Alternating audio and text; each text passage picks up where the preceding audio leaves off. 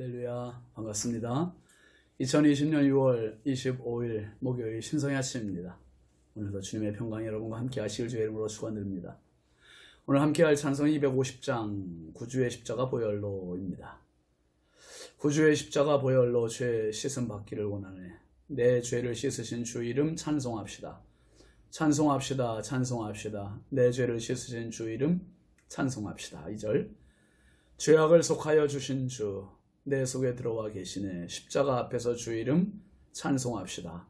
3절 주 앞에 흐르는 생명수 날 씻어 정하게 하시네. 내 기쁨 정성을 다하여 찬송합시다. 4절 내 주께 회개한 영혼은 생명수 가운데 젖었네. 흠없고 순전한 주 이름 찬송합시다. 찬송합시다. 찬송합시다. 내 죄를 씻으신 주 이름 찬송합시다. 아멘. 오늘 우리에게 주시는 하나님의 말씀은 사무엘상 19장 13절부터 17절까지 말씀입니다. 함께 보시죠. 미갈이 우상을 가져다가 침상에 누이고 염소털로 엮은 것을 그 머리에 씌우고 의복으로 그것을 덮었더니 사울이 전령들을 보내어 다윗을 잡으려 하매 미갈이 이르되 그가 병들었느니라. 사울이 또 전령들을 보내어 다윗을 보라 하며 이르되 그를 침상채 내게로 들고 오라. 내가 그를 죽이리라. 전령들이 들어가 본즉 침상에는 우상이 있고 염소털로 엮은 것이 그 머리에 있었더라. 사울이 미갈에게 이르되 너는 어찌하여 이처럼 나를 속여 내 대적을 놓아 피하게 하였느냐. 미갈이 사울에게 대답하되 그가 내게 이르기를 나를 놓아 가게 하라. 어찌하여 나로 너를 죽이게 하겠느냐 하더이다 하니라.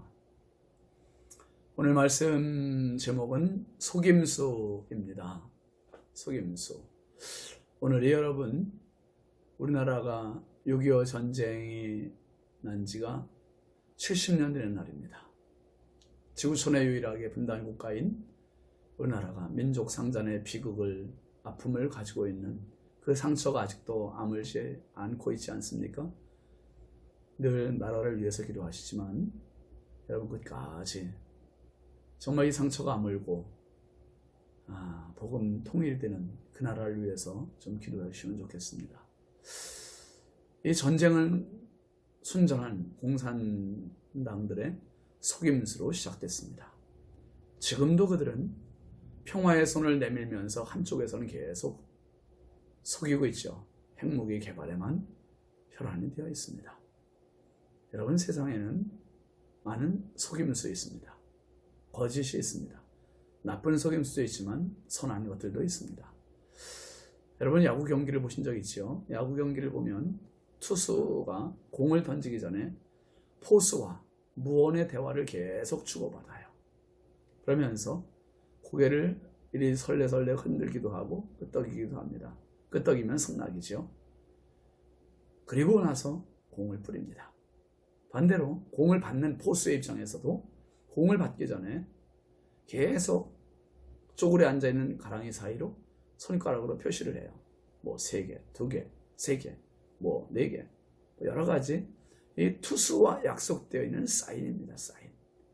이런 사인은 타자가 바뀔 때마다 그리고 공을 한 번 던질 때마다 반복되고 계속해서 되풀이됩니다. 공을 치러 나온 타자를 속이기 위한 속임수요 작전입니다. 성경에는 많은 속임수들이 등장합니다. 야곱이 아버지를 속였죠? 형 에서처럼 속이기 위해서 어떻게 했습니까? 염소털로 이 손과 그리고 목을 매끈매끈한 곳을 다 염소털로 둘렀어요. 아버지가 앞을 잘 못 보시니까 식별을 못하니까 그렇게 해서 속였습니다.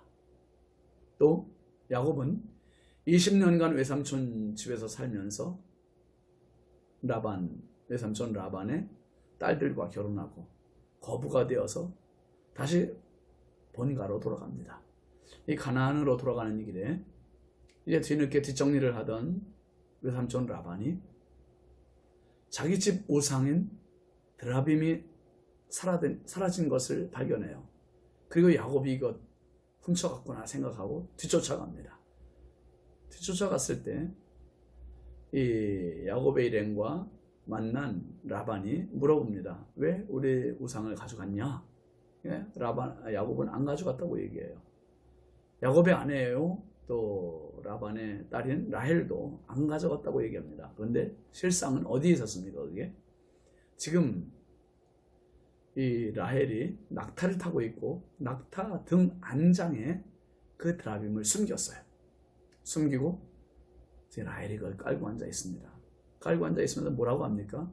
아버지에게 제가 지금 생리가 나서 이것을 이 낙타에서 내리지 못하니까 좀 이해를 해달라고 양해를 구합니다. 그런 줄 알았죠. 그런데 그게 사실은 속임수였습니다. 여러분, 히브리 산파들이 모세가 났을 때도 바로 왕을 속였습니다. 히브리 남자 아이들은 다 죽이라고 했을 때 이 히브리 여인들이 건강해서 빨리 아기를 낳기 때문에 이미 낳고 나서 우리가 도착을 합니다 하고 속여요. 여호수아 2장에도 보면 여리고성에 사는 기생 라합이 여호수아가 보낸 정탐꾼들을 자기 집 지붕에 3대로 덮어서 이 사흘 동안이나 숨겨줍니다. 그리고 여리고 군사들이 찾아왔을 때 뭐라고 합니까? 라합은 정탐꾼들이 왔었지만 어디서 왔는지 알지 못하고 그 사람들이 성문을 닫을 때쯤 나갔습니다. 어디로 나갔는지도 모릅니다. 빨리 가면 그들을 잡을 수 있을 겁니다. 이렇게 얘기해요. 속임수죠. 지금 정탐꾼들은 자기 집에 숨어있는데 군사들을 따돌린 겁니다. 사사기 3장에도 보면 사사 에웃이 모압 왕 에글론을 죽이기 위해 왕에게 은밀히 할 이야기가 있다고 속입니다. 신하들을 물리치게 하지요. 그리고 에글론과 단둘이 있을 때 에웃이 바로 왼손잡이 에웃이 에글론 모압 왕을 죽입니다. 그리고 나오면서 신하들과 그리고 모든 에글론 왕도 속이고 신하들도 속이고 다 속인 속임수입니다. 속임수. 오늘 미갈의 기질을 한번 볼까요? 13, 14절 말씀 봅니다. 미갈이 우상을 가져다가 침상에 누이고 염소털로 엮은 것을 그 머리에 씌우고 의복으로 그것을 덮었더니 사울이 전령들을 보내어 다윗을 잡으려 하며 미갈이 이르되 그가 병들었느니라. 미갈은 다윗의 잠자리에 어떻게 했습니까? 우상을 눕혀놨어요. 침상에 우상을 눕히고 염소털로 우상의 머리에 씌우고 그게 다윗의 머리요 다윗의 몸처럼 가장을 했습니다. 그리고 사울이 죽이라고 보낸 전령들에게는 다윗이 병들었다고 속입니다. 미갈이 나중에 다윗의 법궤를 이제 옮겨올 때 다윗이 너무 기뻐 춤출 때 다윗을 조롱하고 멸시하기는 했지만 지금 다윗의 생명을 보호하기 위해서 이 민첩한 기질을 발휘하는 것은 정말 칭찬받을 만하지 않습니까? 사울의 전령들이 감쪽같이 솟고 돌아갔습니다. 15절 16절 말씀 한번 보실까요? 사울이 또 전령들을 보내어 다윗을 보라 하며 이르되 그를 침상째 내게로 들고 오라. 내가 그를 죽이리라. 전령들이 들어와 가 본즉 침상에는 우상이 있고 염소털로 엮은 것이 그 머리에 있었더라 했습니다. 다윗을 죽이려는 사울의 불타는 혈기, 누구도 막을 수 없고 말릴 수 없는 상황입니다. 사울은 전령들의 보고를 들었습니다. 다윗이 병들어 누워있다는 보고를 듣자 사울이 화를 내고 뭐라고 얘기했죠? 다윗을 침상채 들고 와라. 그렇게 얘기해요. 자기가 직접 죽이겠다는 말이죠. 그러자 전령들이 다시 또 다윗의 집으로 가서 침상채 들려고 하자 누워있는 것이 다윗이 아니라 우상임이 밝혀졌습니다. 완전히 속은 거죠. 다윗은 이렇게 또 한 번의 죽음의 위기를 벗어납니다. 미갈이 기지를 발휘했지만 미갈에게 이 지혜를 주고 다윗을 피하게 하신 분은 바로 하나님이세요. 하나님의 지혜입니다. 여러분 살다 보면 남을 속이기 위해서 속이는 것이 아니라 속이기 위한 기지가 필요할 때가 있습니다. 정말 중요한 때, 기지가 필요한 때 많지 않습니까? 예수님께서 마태복음 10장 16절 말씀에 뱀같이 지혜롭고 비둘기같이 순결하라 이렇게 말씀하셨습니다. 여러분 고린도전서 1장 21절부터 24절까지 말씀해 보면 하나님의 지혜에 있어서는 이 세상이 자기 지혜로 하나님을 알지 못하므로 하나님께서 전도에 미련한 것으로 믿는 자들을 구원하시기를 기뻐하셨도다. 유대인은 표적을 구하고 헬라인은 지혜를 찾으나 우리는 십자가에 못 박힌 그리스도를 전하니 유대인에게는 거리끼는 것이요 이방인에게는 미련한 것이로되 오직 부르심을 받은 자들에게는 유대인이나 헬라인이나 그리스도는 하나님의 능력이요 하나님의 지혜니라 이렇게 얘기했습니다. 여러분 전도, 십자가 한마디로 말하면 하나님의 속임수라는 겁니다. 전도는 세상의 눈으로 보기에 아주 미련해 보여요. 한 명 한 명 전도하는 데 정말 미련해 보이지 않습니까? 낚시와 같아요. 금을 던져서 한꺼번에 다 잡을 수, 하나님 그렇게 하실 수도 충분히 하실 수 있죠. 그런데 하나님은 아직도, 아니 앞으로도 전도에 미련해 보이는 수단으로 사람들을 구원하시기를 기뻐하십니다. 한 사람의 돌아옴이 의인 99명보다 더 큰 기쁨이기 때문에 한 사람의 소중함을 하나님은 정말 귀히 여기시는 분이세요.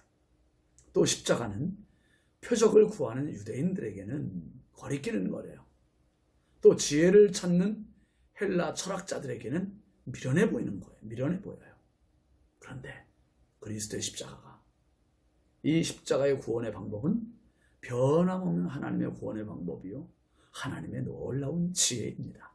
그래서 지극히 단순하고 쉬운 그 방법이 세상 사람들을 속이는 오히려 속임수가 되어버렸습니다. 얕고 지혜롭다고 자신만만해하는 사람들은 오늘도 여전히 속고 있습니다. 하나님께 속는 게 아니에요. 자신의 꾀, 자신의 교만, 거기에 자신이 말려 들고 만 것입니다. 그러나 오늘도 자신의 부족을 알고 그 앞에 엎드리는 사람들에게는 그 하나님의 지혜, 십자가는, 전도는 하나님의 능력이요 하나님의 영원한 구원이십니다. 오늘도 세상 속임수에 속지 말고 세상을 속이시는 하나님의 거룩한 구원의 방법, 전도와 십자가 안에서 참 평안과 세상이 줄 수 없는 그 기쁨, 그 은혜로 승리하고 감사하는 저와 여러분 될 수 있길 주의 이름으로 축원합니다. 기도합시다. 거룩하신 아버지 하나님 감사합니다. 민족 상단의 비극 6.25 전쟁이 발발된 지 70년이 되었습니다. 하나님, 이 땅을 속였고 이 땅을 짓밟았던 공산 정권이 하루속히 붕괴되게 하여 주시고 저 정권 아래에서 고통받고 있는 우리 동포들을 주여 불쌍히 여기시고 이제는 자유의 세계를 경험하게 하여 주옵소서. 아버지 하나님, 미갈이 사울과 사울의 전령들을 속여서 다윗을 살린 것 같이 하나님은 어리석어 보이는 십자가의 도로 세상 수많은 지혜자들, 권력자들, 그리고 교만한 자들을 속이셨고 오늘도 그 앞에 겸손한 자들, 믿음 있는 자들에게 참 구원의 진리를 베풀어 주셨습니다. 하나님, 십자가 앞에 더 겸손하게 하여 주시고 하나님의 영원한 지혜, 영원한 구원의 방법, 십자가를 끌어안고 사는 우리 모두 되게 하여 주옵소서. 예수 그리스도의 이름으로 축복하며 기도합니다. 아멘. 오늘도 하나님의 영원한 지혜에 붙들려 승리하시길 바랍니다. 감사합니다.